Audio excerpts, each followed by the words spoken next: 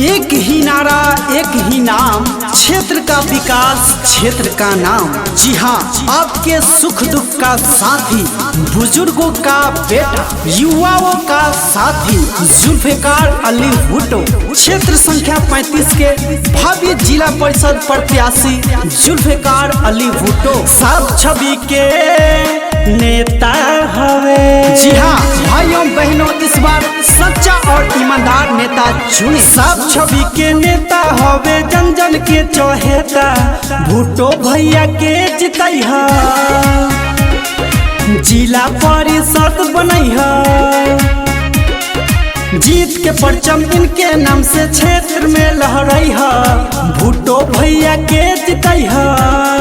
जी हाँ, आप भी चाहते हैं कि अपने क्षेत्र का विकास हो, उन्नति हो और प्रगति हो, तो इस बार अपने क्षेत्र संख्या 35 से ही जुल्फिकार अली भुट्टो को ही अपना एक एक वोट देकर इन्हीं को विजयी बनाइए। तो भूलना नहीं है भुट्टो भैया को, होके नहीं दी है निराश हो, रहिए हरदम रउआ सबके साथ हो।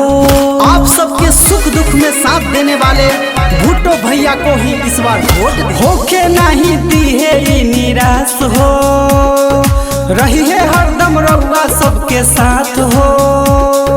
एकजुट होके अब की इनके वोट दिलावैहा, भुट्टो भैया के जितैहा,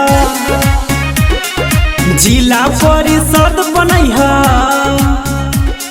ना झूठ की राजनीति ना कोई दिखावा, साफ दिल साफ इरादा, यही है वादा हमारा।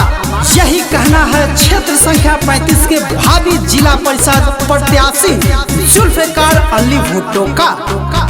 विरोधी इनके आगे कमजोर हो, चर्चा इनकर बाटे चारों ओर हो।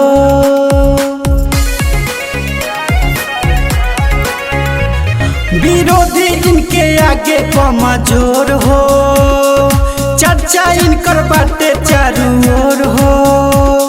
लोभ लालच में पड़ के अपन हक ना भूलैहा, भुट्टो भैया के जितैहा, जिला पर